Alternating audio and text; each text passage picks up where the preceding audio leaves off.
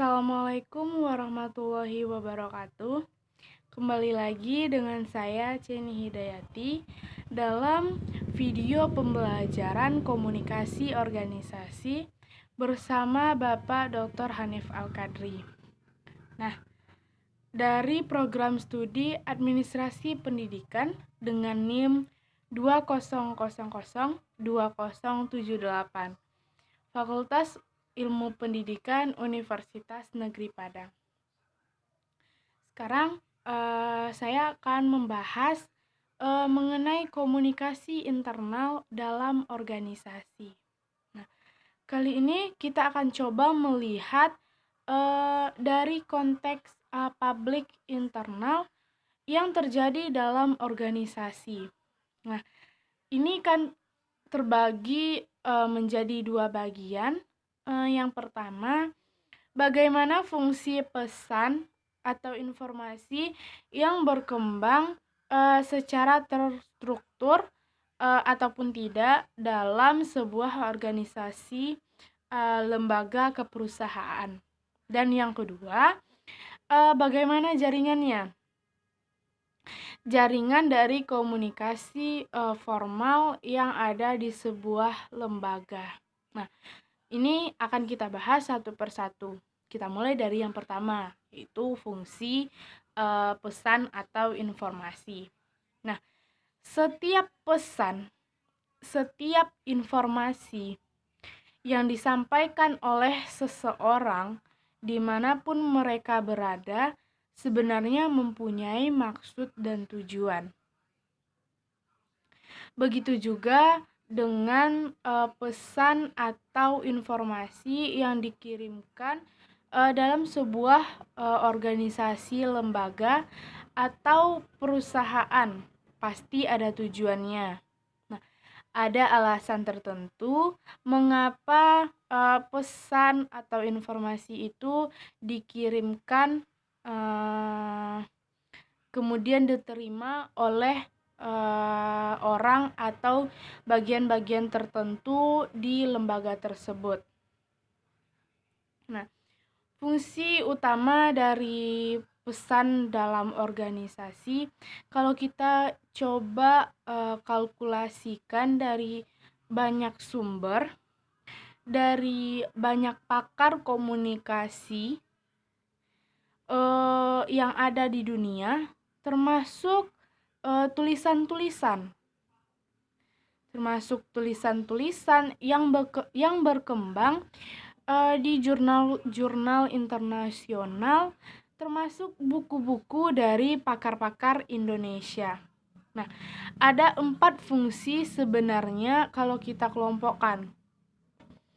4 fungsi utama kita ambil dari Kahn and Keynes. Nah, apa fungsi menurut mereka? Fungsi menurut mereka yang pertama, bahwa fungsi pesan dalam komunikasi sebuah organisasi atau lembaga itu terkait dengan produksi. Nah, terkait dengan produksi. Dan yang kedua, terkait dengan pemeliharaan. Yang ketiga, fungsi pesan itu terkait dengan penerimaan. Dan yang keempat, terkait dengan pengelolaan organisasi. Jadi ada 4. Kahn and Keynes melihat itu dari fungsi pesan atau fungsi informasi yang ada di sebuah organisasi produksi. Beda lagi dengan pendapat Reading.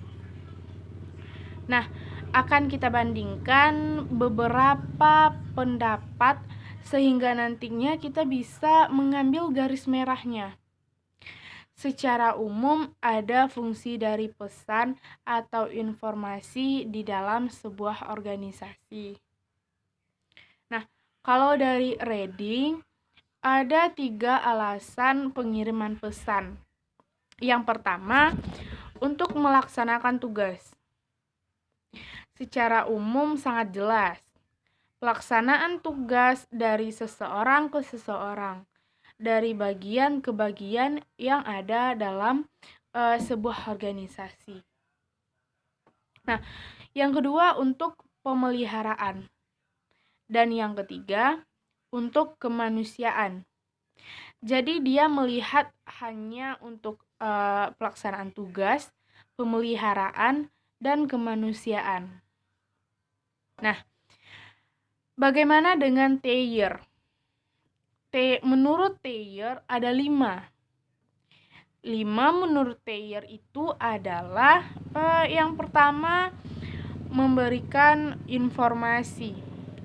Jadi ini umum sekali bahwa informasi, bahwa pesan yang disampaikan dalam organisasi dimanapun oleh siapapun dan kapanpun itu adalah untuk informasi.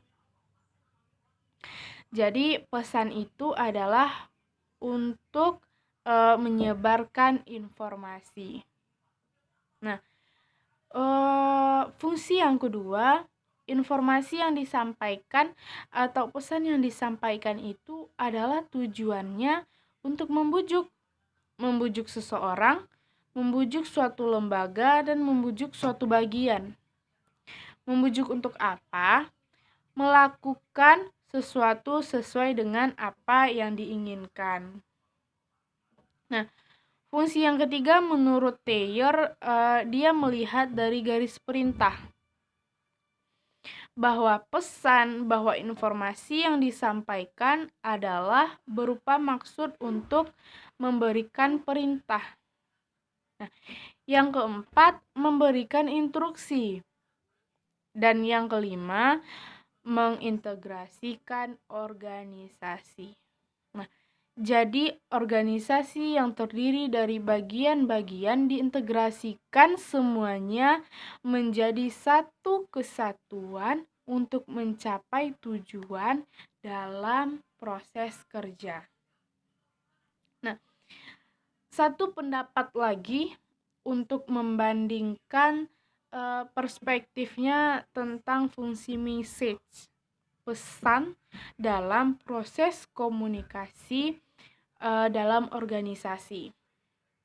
Pendapat dari Kim Baun menjelaskan ada 4 fungsi utama dari pesan yang terkirim sengaja atau tidak dalam sebuah organisasi. Katanya ada fungsi untuk mengatur. Nah, mengatur segala sesuatu termasuk mengatur pekerjaan, pola yang terjadi dalam sebuah organisasi, sehingga mereka bekerja sesuai dengan aturan yang ada. Dan ini dilakukan melalui proses komunikasi. Jadi, fungsi pesan yang ada di situ adalah untuk mengatur. Nah, fungsi yang kedua menurut Greenbaum adalah untuk melakukan pembaharuan. Bahwa melalui pesan segala sesuatu yang sifatnya untuk memperbarui itu bisa dilakukan. Artinya, informasi-informasi itulah yang akan disebarkan sehingga pembaharuan akan terjadi dalam organisasi tersebut. Nah, fungsi yang ketiga itu integrasi. Sama halnya dengan yang dikatakan Thayer, bahwa organisasi itu adalah satu kesatuan yang tidak bisa secara parsial bekerja sendiri-sendiri. Karena tujuan utamanya adalah tujuan organisasi. Nah, bagaimana mengintegrasikan semuanya adalah melalui fungsi pesan tadi. Nah, fungsi yang terakhir menurut Greenbaum yaitu memberikan informasi sekaligus instruksi. Nah, bahwa bagaimana mungkin instruksi atau informasi bisa ada di sebuah lembaga atau organisasi tanpa pesan. Karena fungsi pesan itu sendiri adalah sebagai informasi, sebagai instruksi untuk semua orang untuk melakukan apa, kapan, dan seperti apa. Jadi, secara umum yang diambil oleh Crimbound ini bahwa fungsi keempat dari pesan itu dimaksudkan untuk memberitahukan informasi sekaligus instruksi. Dari empat pendapat tadi, saya melihat garis merahnya hampir sama.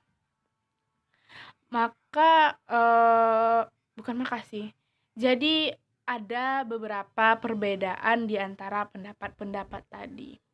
Nah, dari bermacam-macam pendapat itu ada kecenderungan dari tujuan atau fungsi dari pesan, walaupun dinyatakan dalam istilah yang berbeda. Dari 4 fungsi pendapat itu dilihat secara umum. Yang pertama, pesan tugas.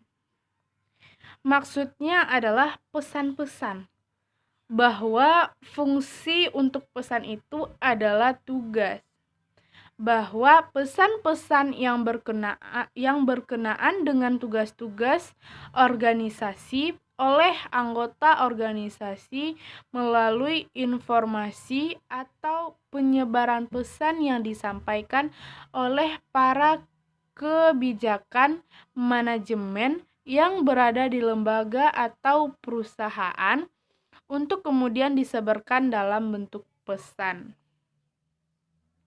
Sehingga setiap orang punya jobnya sendiri-sendiri, punya SOP masing-masing. Karena pesan atau informasinya sudah jelas. Pesan tugas ini berhubungan dengan isi dari output yang ada di lembaga itu. Jadi, kejelasan informasi atau pesan akan mengindikasikan kemudahan proses pelaksanaan tugas di dalam sebuah organisasi. Jadi, pesan ini menjadi sangat penting dalam organisasi. Kenapa? Sebab organisasi selalu terkait dengan tugas, pekerjaan, dan kewajiban. Nah, yang kedua, fungsi peran pemeliharaan. Tentu saja ini berkenaan dengan kebijaksanaan, aturan main dari organisasi. Pesan ini membantu organisasi untuk tetap hidup kekal, untuk hidup abadi dalam jangka waktu panjang. Nah, pesan pemeliharaan ini berhubungan dengan pencapaian output. Jadi bagaimana informasi, bagaimana pesan yang dikembangkan itu diharapkan mampu menjaga ritme proses komunikasi interaksi yang terjadi di antara manusia-manusia dan SDM yang ada di dalam lembaga. Ini namanya memelihara, bahwa pesan itu disampaikan untuk memelihara hubungan, sehingga mereka mengerjakan tugas demi tugas sesuai dengan bagian per bagian, job diri sendiri. Nah, sudah ada aturan main, sudah disiapkan dan didesain sedemikian rupa oleh pengambilan kebijakan lembaga-lembaga. Kemudian diturunkan melalui pesan yang sudah sesuai dengan jobnya masing-masing, dan itu membuat kehidupan lembaga menjadi sangat lama. Karena informasi yang disampaikan sangat jelas, clear, dan itu terilustrasi dengan sangat baik pula. Fungsi yang ketiga berkaitan dengan kemanusiaan.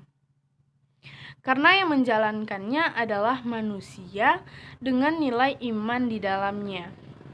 Nah, Fungsi kemanusiaan langsung diarahkan kepada orang-orang yang memang ada di dalam lembaga atau organisasi dengan mempertimbangkan sikap mereka, kebudayaan mereka, pemenuhan kebutuhan, hak, dan kewajiban. Artinya, mereka yang membuat sebuah lembaga hidup, bertahan, dan estabus. Itu adalah kinerja dari orang-orang atau manusia-manusia yang ada di dalamnya. Nah, fungsi pesan ini berkaitan dengan manusianya. Artinya, ada kondisi apakah itu sifatnya nonverbal atau verbal yang disampaikan oleh perusahaan atau kebijakan melalui aturan-aturan main atau kebiasaan-kebiasaan yang memang sudah dikembangkan, bahwa sesuatu yang disebarkan berupa informasi yang mengindikasikan untuk memenuhi kebutuhan mereka. Misalnya, bagi mereka yang bekerja sangat baik, akan mendapatkan reward, dan itu membuat seseorang merasa sangat bersemangat untuk melakukan pekerjaan-pekerjaan berikutnya. Jadi mereka merasa seperti dihargai gitu. Yang terakhir, fungsi pesan pembaharuan. Nah, ini menjadikan organisasi yang dapat menyesuaikan diri dari berbagai perubahan-perubahan yang terjadi di lingkungannya. Artinya, kalau memang ada satu kondisi, ada yang akan dirubah, ada kebijakan baru, mustahil bisa sampai ke semua orang atau lembaga tanpa melalui pengirim-pengirim sinyal atau pesan verbal maupun nonverbal. Melalui pesan inilah yang paling kuat dari organisasi. Dari pesan itu adalah fungsi pembaharuan. Bahkan pembaharuan akan terjadi melalui fungsi-fungsi pesan, fungsi-fungsi informasi yang disebarkan secara baik melalui jaringan yang jelas sehingga akan mengikutinya. Nah, selanjutnya kita masuk kepada jaringan komunikasi. Tadi udah kita bahas tentang fungsi pesan atau informasi. Sekarang kita masuk ke jaringan komunikasi. Nah, jadi dalam komunikasi sebenarnya yang jaringan komunikasi formal itu biasanya mengalir dari atas ke bawah, bawah ke atas, atau horizontal. Nah, tapi secara umum jaringan komunikasi itu dalam prinsipnya membedakan komunikasi formal dan informal. Jaringan komunikasi formal itu biasanya mengalir ada yang dari atas ke bawah, ada yang selevel atau disebut dengan horizontal, atau ada yang pesan arusnya itu diagonal. Nah, pada konteks ini ada 3 bentuk utama arus pesan dalam komunikasi formal mengikuti garis komunikasi dalam struktur komunikasi formal. Nah, bentuk yang pertama yaitu bentuk komunikasi kepada bawahan. Artinya dari atas ke bawah. Berarti dari pimpinan ke bawahan. Komunikasi ke bawah ini menunjukkan arus pesan yang mengatur langsung dari pimpinan, atasan, atau pengambil kebijakan kepada para karyawan atau orang yang ada di bawah kepemimpinannya. Nah, kebanyakan komunikasi ini digunakan untuk menyampaikan berbagai pesan, berbagai informasi yang berkenaan dengan perintah. Dan tugas-tugas atau perintah yang dimaksudkan lebih terkoordinasi yang kita sebut sebagai pesan pemeliharaan. Satu pendapat Lewis mengatakan untuk menyampaikan satu tujuan atau maksud untuk mengurangi ketakutan seseorang dalam suatu lembaga, bahkan menghilangkan kecurigaan yang timbul dari sebuah informasi, mencegah kekurangpahaman dari sebuah informasi, sekaligus mempersiapkan anggota organisasi untuk menyesuaikan diri dengan perubahan. Nah, itu adalah maksud dari komunikasi ke bawah.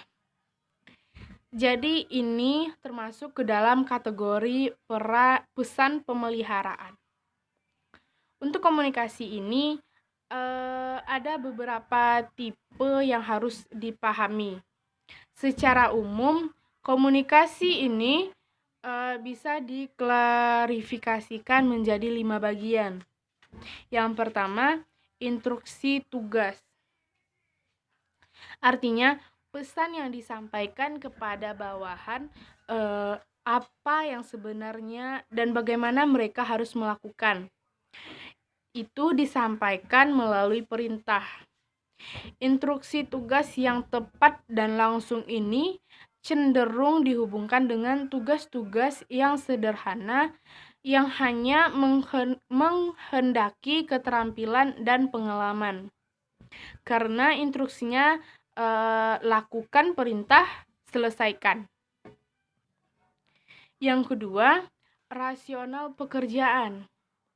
Rasional pekerjaan adalah pesan atau informasi yang menjelaskan tentang tujuan dari aktivitas dan bagaimana kaitannya dengan aktivitas lainnya dalam organisasi atau objektivitas organisasi.